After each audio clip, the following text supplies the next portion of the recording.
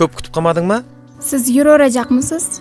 Uylenseniz uylenin. Men dedemin jorasının balasına beriveracak. Hav, sana uylanishim uchun axir pul kerakmi? Qozog'istonga ketib botirman ishlamaga.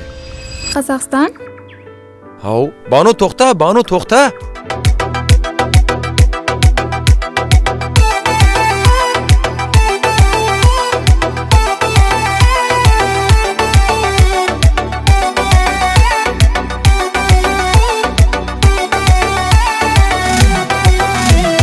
Yarım uzaklara gidersen, beni sağındırıp ne dersen, yollarımda kaldı gözlerim, kadırını kaçan bilersen.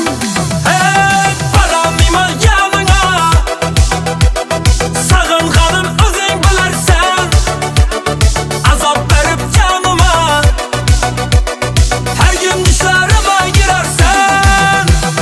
Yürütmüş her yanda, gönüller gümanda, İkimiz de sevgimiz yazılar dastanda. Sen Kazakistan'da, ben Özbekistan'da, aramızda mesafeler savuştum yamanda. Yürüp her yanda, könyeller gümanda, İkimiz de sevgimiz yazılar dastanda. Ben Kazakistan'da, sen Özbekistan'da, mesafe gibi arada savuştum yamanda. Alo, assalomu alaykum. Yaxshimisiz? Shal pishganda olaman deydingiz. Shallaram pishib ketdi. Siz ham Qozog'istonga ketib qoldingiz. Endi nima bo'ladi? Bol tapaman deb yürüp Kazak'ta, aileden hem dostlardan uzakta. Seni baxtli kılarman işan, sana bolğan sevgim emel sakta.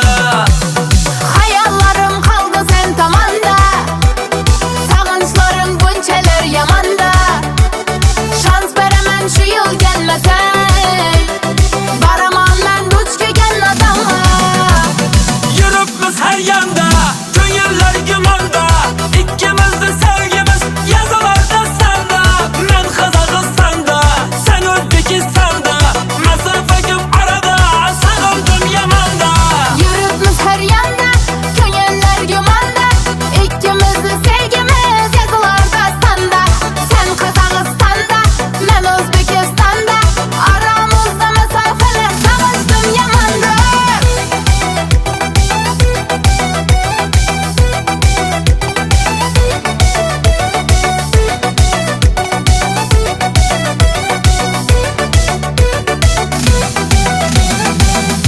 Banu, hey Banu, men keldim. Qozog'istondan keldim. Qara, bir sumka pul olib keldim. Endi seni o'ylaganda to'y qilamiz, xudo xolasa. Hop, dede, qaram Sardar aka kelibdi. Hov, ishdan kelibdi mana Qozog'istondan. Magul, sen uchun gulam olib keldim. Uni xursand emassan. Akangga Qozoqqa gulib keldi. Hey, balam bo'ldi, qiyin aytma.